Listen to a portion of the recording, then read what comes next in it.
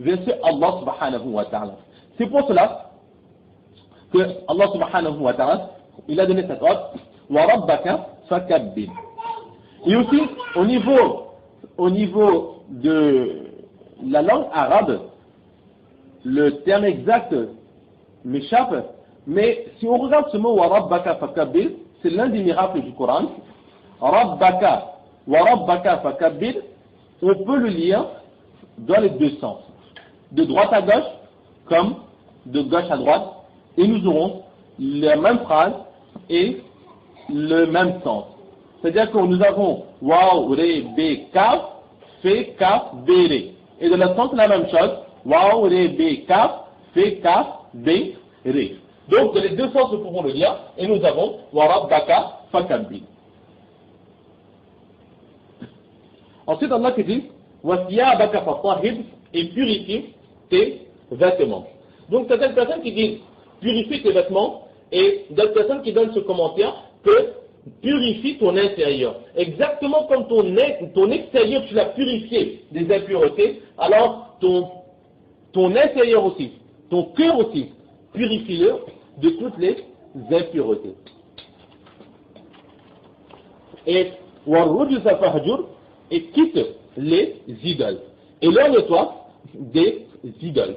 Et là aussi, Allah subhanahu wa ta'ala, on pourrait dire qu'il s'adresse aussi à prophète sallallahu alayhi wa sallam, mais ce sont tous les autres personnes, tous les musulmans aussi, qui sont interpellés par Allah, purifiez votre intérieur de tout ce qui n'est pas Allah subhanahu wa ta'ala, de tout ce qui n'est pas sincérité pure. Du moment qu'on fait une bonne action, mais que dans notre cœur, il y a un minimum de tentation ou de vouloir faire voir aux autres ce que l'on fait, alors cette action n'est plus pour Allah, mais c'est une action dans laquelle nous avons associé Allah à autrui. C'est pour cela que c'est aussi une mise en garde pour pouvoir réussir dans cette voie de la propagation de la religion d'Allah subhanahu wa ta'ala. Il faut savoir que le prophète sallallahu alayhi wa sallam, il n'a jamais adoré les idoles. Et sa famille l'en voulait tout le temps.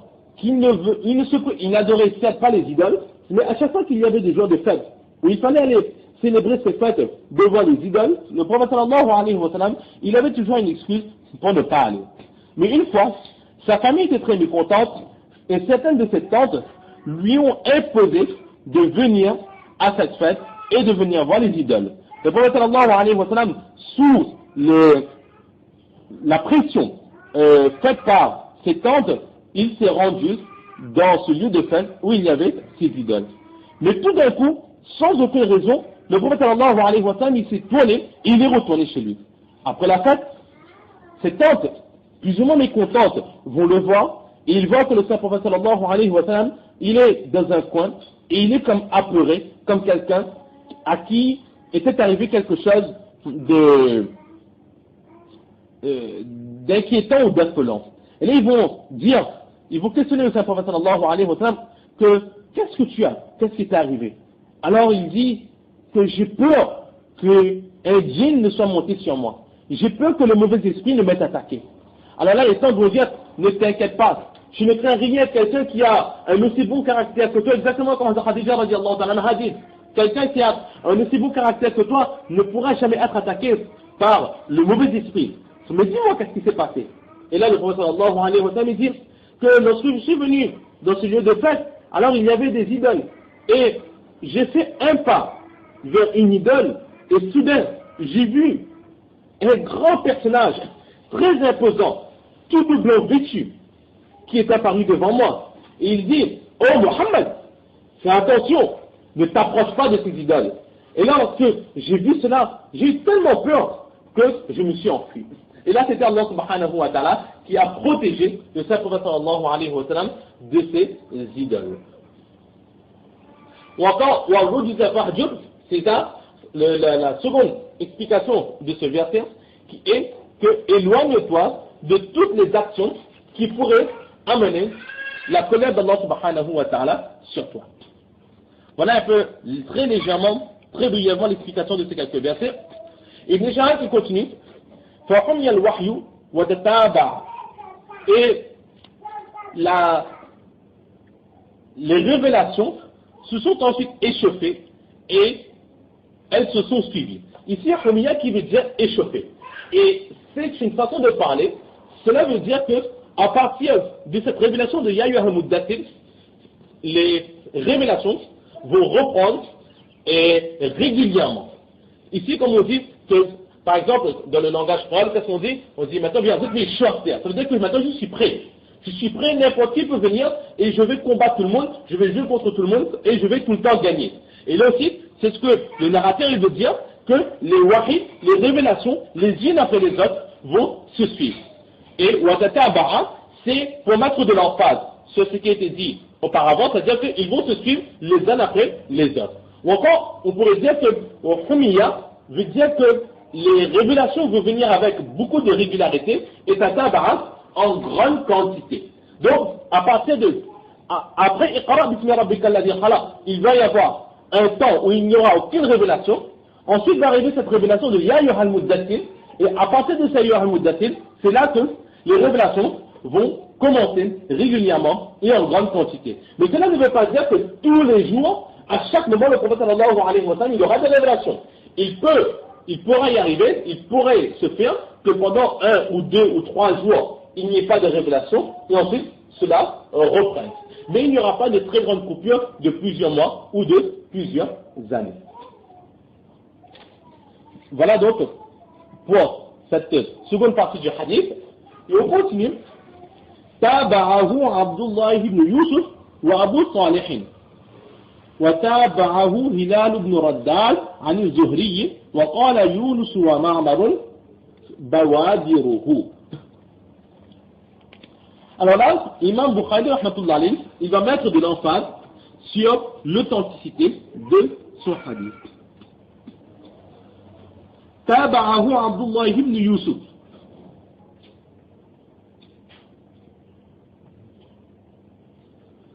Cela veut dire que le hadith que nous avons vu, la première chaîne de transmission, c'était Yahya ibn Bukayr.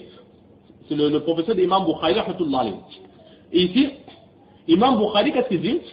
Que Abdullah ibn Yusuf, qui est aussi un narrateur de hadith, il dit que Abdullah ibn Yusuf et Abu Salih, ces deux personnes-là, eux aussi, ils rapportent le hadith exactement comme Yahya ibn Bukayr, il l'a fait, de leur professeur Layth.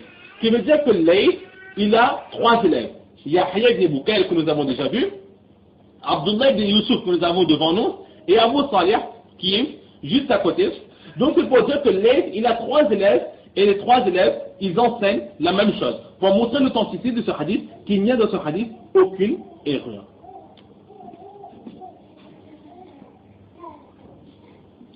Et la seconde fois, وَتَابَعَهُ هِلَالُ بْنُ رَدَّادَ عَنِ الزُّهْرِي.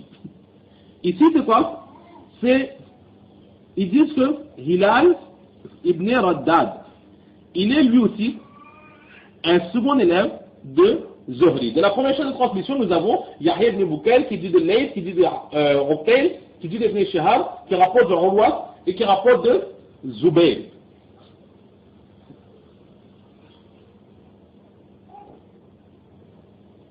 Ou plutôt,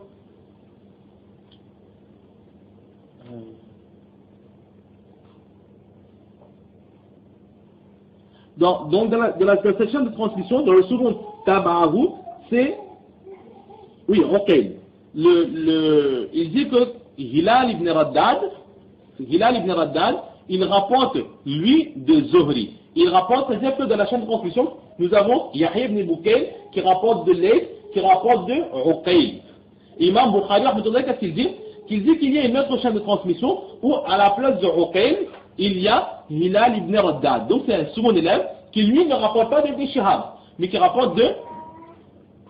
Oui, c'est-à-dire qu'il rapporte de Zuhri. Ibn Shihab et Zuhri, c'est la même personne. Donc, Zuhri, il a 2 élèves. Le premier, c'est Uqayl, et le deuxième élève, c'est Hilal ibn Raddad. Ibn Shihab, c'est Zuhri. Ibn Shihab, Zuhri, c'est la même personne. Alors, ici on va terminer, qu'est-ce qu'un mutaba'a? Un mutaba'a, c'est quoi? C'est pour mettre de l'emphase sur un hadith. C'est-à-dire que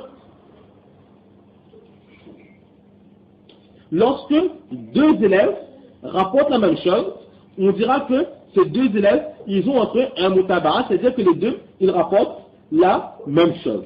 Et parfois on a une deuxième sorte de mutaba'at, d'assimilation dans les chaînes de transmission, c'est-à-dire que au début, il y a deux professeurs différents, mais au fur et à mesure qu'on avance, ces deux professeurs, ils auront un même professeur, comme nous avons ici l'exemple avec Zuhri. Au début, c'est deux professeurs différents, mais ensuite nous avons Hilal ibn Raddad, il rapporte de Zuhri, comme on fait, au début il rapporte aussi de Ibn Shihab Zuhri. Donc voilà à peu près ce que l'on peut dire. Ensuite à la fin, on va prendre la Yunus wa Ma'mar. Deux autres narrateurs, et qu'est-ce qu'ils disent? Ils rapportent Bawadiruhu. Dans le hadith, nous nous rappelons que lorsque le prophète sallallahu alayhi wa sallam, il a vu Hazrat Jibril alayhi wa sallam, alors le narrateur, il avait employé ces mots, Iqra bismi rabbika alladhi khalaq, khalaqal insana min alaq, Iqra wa rabbukal akram. Ensuite, le prophète sallallahu alayhi wa sallam, il est retourné chez lui, Yarjufu fu'aduhu, son cœur palpitait. Et deux autres narrateurs, au lieu de fu'aduhu, ils disent Bawadiruhu. Et Bawadiruhu, c'est plus ou moins la même chose. Bawadir, ce sont des grosses veines qui partent de part et d'autre de notre cou. Nous avons, si vous voulez, les grosses artères. Deux grosses veines, c'est ce qu'on appelle les bawadir, et qui vont en direction des épaules. Donc, ce sont ces deux grosses artères-là qui tremblaient ou qui avaient grossi. Et effectivement, certaines personnes disent que lorsque quelqu'un a peur, cette personne est affolée, alors ces grosses artères-là, elles s'élargissent un peu, et c'est ce qui est arrivé au prophète sallallahu alayhi wa sallam. Donc, les mots sont différents, mais le sens, il reste le même. Et dans ce très long hadith que nous avons vu, eh bien, nous voyons très clairement qu'ici, l'auteur, Imam Bukhari, il nous montre très clairement la première révélation effective sur le prophète sallallahu alayhi wa sallam, de Iqra bismi rabbika alladhi khalaq. Comment cela s'est passé? Et il nous explique aussi, après le Iqra, après sa première révélation, il y a une coupure, et après cette coupure, la première révélation qu'il y a eu, c'était Ya ayyuhal muddathir. Comment est-ce que cela s'est passé aussi? Donc voilà à peu près ce que l'on peut dire sur ce très très long hadith que nous avons vu. Donc nous allons nous arrêter ici pour aujourd'hui. Allah subhanahu wa ta'ala nous donne le tawfiq de comprendre ces quelques paroles, surtout de mettre en pratique et de propager. Wa ma tawfiqi illa billah.